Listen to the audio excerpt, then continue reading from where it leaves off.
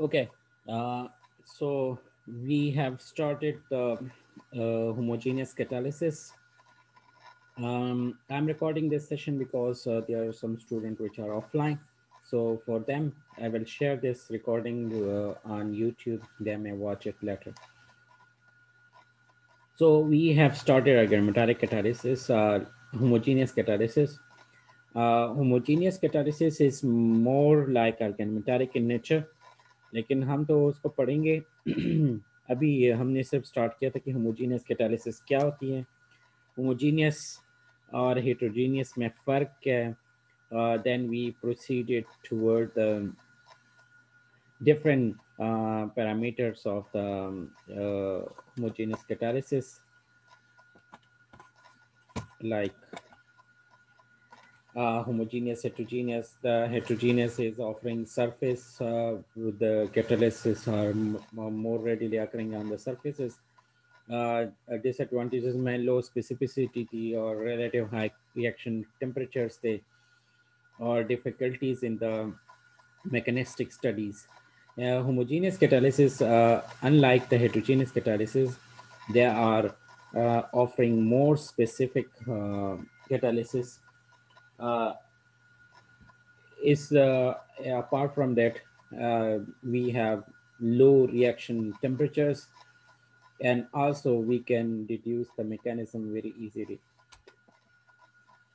Then we talked about the energetics of the catalysis. uh, this is the इसमें हमने बात कही थी, catalyst does not affect the gives energy of the overall reaction because G is a state function. Gibbs energy profile of a catalyzed reaction contains no high peaks and no troughs. The new pathway introduced by the catalyst changes the mechanism of the reaction to one with a very different shape and with lower maxima.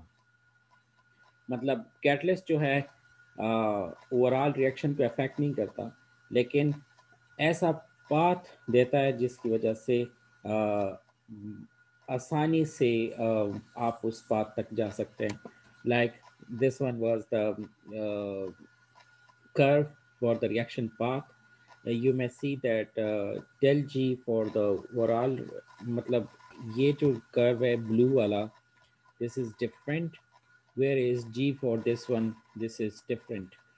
So आपके पास final product तो वही बनता है, लेकिन path followed पे ये depend नहीं करता.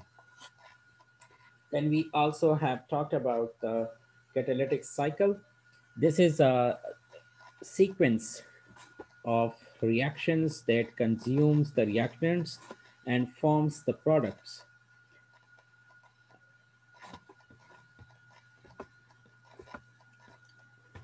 These are so with the catalytic species being regenerated after the cycle. So for example, if we take this reaction, this is the isomerization of propanol. इसमें आपके पास cobalt carbonyl complex use हुआ है. So after performing this isomerization reaction, this cobalt complex is regenerated along with the production of the isomerized product. तो इसको हम catalytic cycle कहते हैं कि इसमें आपके पास रिएक्टेंट्स कंज्यूम हो जाते हैं और प्रोडक्ट्स बन जाते हैं, लेकिन पूरा रिएक्शन करके आपके पास कैटलिस्ट जो है वो रीजनरेट होता है. Then we started catalytic efficiency and lifetime. इसमें जनरल स्टेटमेंट ये है कि a highly active catalyst, one that results in a fast reaction even in low concentration, has a large turnover frequency. जो सबसे अच्छा कैटलिस्ट होता है वो फास्ट रिएक्शन करता है, लो कंसंट्रेशन में यूज होता है और उसकी टर्नओवर फ्रीक्वेंसी हाई होती है. A catalyst must be able to survive a large number of catalytic cycle if it is to be used to be of use again. मतलब आपके पास एक तो एफिशिएंसी आती है, दूसरी लाइफ टाइम वाली कैटेगरी आती है. सो एक अच्छा कैटलिस्ट वो होता है जो फास्ट रिएक्शन उसमें करता है, स्लोली करता है. और sorry fast reaction low concentration में करता है और उसकी टर्नओवर फ्रिक्वेंसी हाई होती है। लेकिन इसके साथ साथ एक गुड कैटलिस्ट की ये भी प्रॉपर्टी होती है कि वो ज़्यादा से ज़्यादा कैटालिटिक साइकिल को कैटलाइज करते हैं, मतलब उसका लाइफ टाइम ज़्यादा होता है। So a turnover frequency is often used to express the efficiency of a catalyst for a conversion of A to B catalyzed by Q and with rate nu. So A goes to B in the presence of catalyst Q. So you will have nu is equal to d B by dt.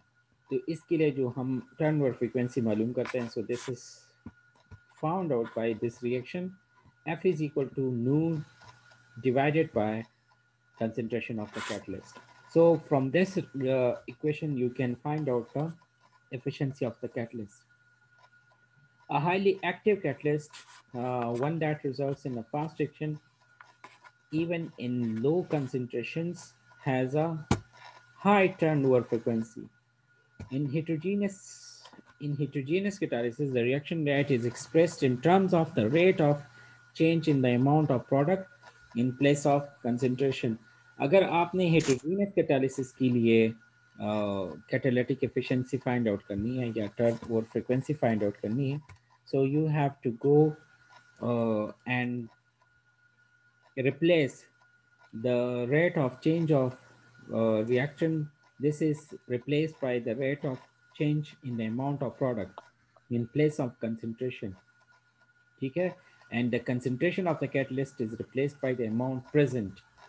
The determination of the number of active sites in the heterogeneous catalysis is particularly challenging. मतलब हमने number of active sites को find out करना है इसमें. So this is replaced by the surface area of the catalyst. The turnover number, अब दूसरा parameter जो है वो turnover number है. So this is the number of cycle for which a catalyst survives. मतलब ये आपके पास वो नंबर है जिसके बाद आप ये डिसाइड कर सकते हैं कि मेरा कैटलिस्ट कितना इफेक्टिव है. आइए ये कैटलिस्ट एक साइकिल को कैटलाइज करके ख़त्म हो जाता है या दो साइकिल को या 1.5 2.5 या वो 100 साइकिल्स को कैटलाइज कर देता है और फिर वो ख़त्म हो जाता है.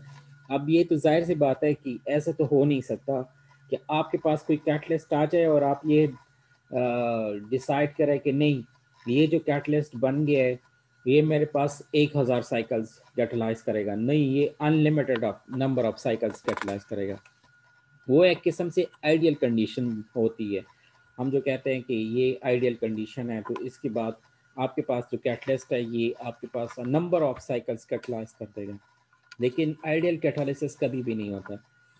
अक्सर ये हो जाता है कि कैटलिस्ट 2-3 साइकिल के बाद, 5 साइकिल के बाद, 7 साइकिल के बाद वो डिस्ट्रॉय हो जाता है. So this life time, this is actually representing the number of cycles it is catalysing, कि कैटलिस्ट कितने साइकिल को कैटलाइज कर सकता है. ठीक है.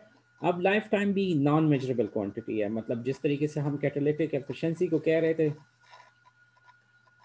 तो हमने ये कहा था कि कैटालिटिक एफिशिएंसी भी नॉन मेजरेबल क्वांटिटी है.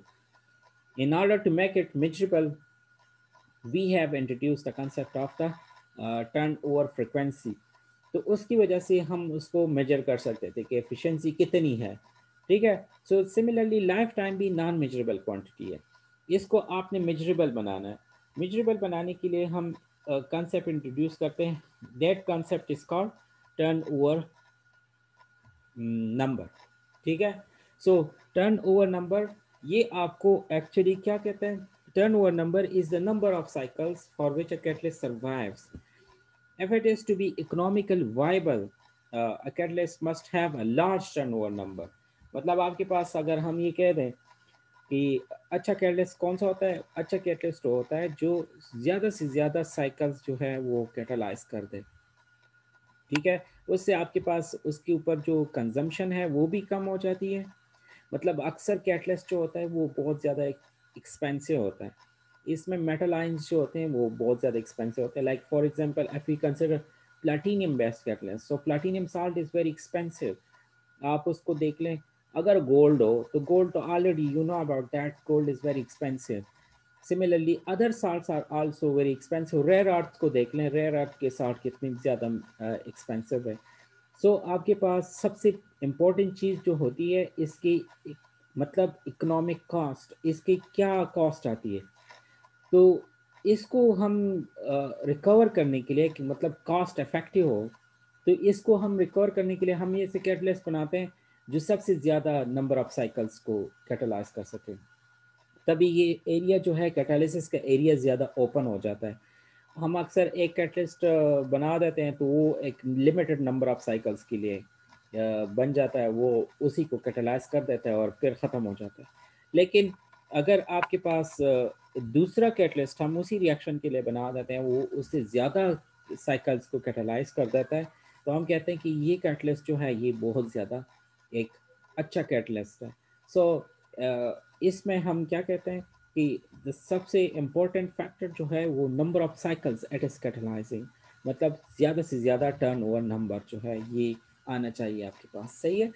सो होमोजीनियस कैटालिसिस में अक्सर ये होता है कि ये ज़्यादा ज़्यादा से ज़्यादा साइकिल्स जो हैं ये कैटलाइज नहीं कर सकते, क्योंकि इसमें अक्सर ये सेम मीडियम में रहता है, तो उसकी वजह से ये कैटलिस्ट जो है जल्दी डिस्ट्रॉय होने में इसमें टाइम नहीं लगता। लेकिन अनलाइकली हेट्रोजीनियस कैटालिसिस भी इसी तरीके से चलते हैं। हेट्रोजीनियस कैटालिसिस में अक्सर सरफेस जो जहाँ पे रिएक्शन होता है तो वो सरफेस जो है वो डिस्ट्रॉय हो जाता है, या उसकी जो सरफेस एक्टिव साइट्स हैं वो ब्लॉक हो जाते हैं बाय सम रिएक्शंस। ठीक है। तो ज़रूरी नहीं है कि आपके पास होमोजीनियस हो या हेट्रोजीनियस, दोनों में कुछ ना कुछ मसला ज़रूर होता है। सो if it is to be economically viable, a catalyst must have a large turnover number.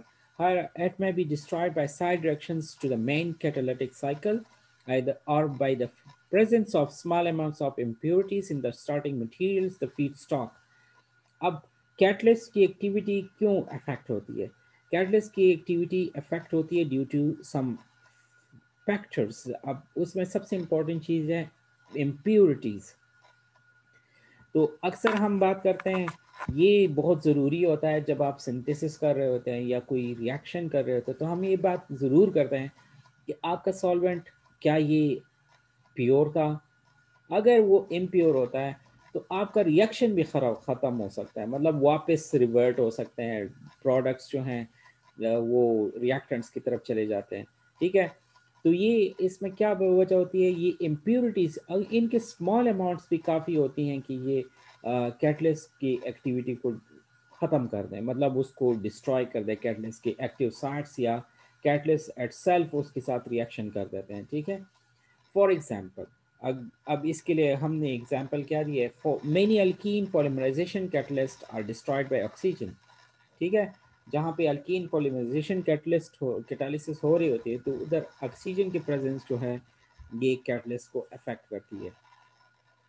For example, in the synthesis of polyethylene and polypropene or polypropylene, the concentration of oxygen in the ethene or propene feedstock should be no more than a few parts per billion ppb concentration तक आप इसको लेके जा सकते हैं, लेकिन इससे ज़्यादा जो है मतलब इससे कम आ जाए ppm या इस तरह ppt, तो अगर आप उतने हद तक भी आ जाएं, सो दिस इज एक्चुअली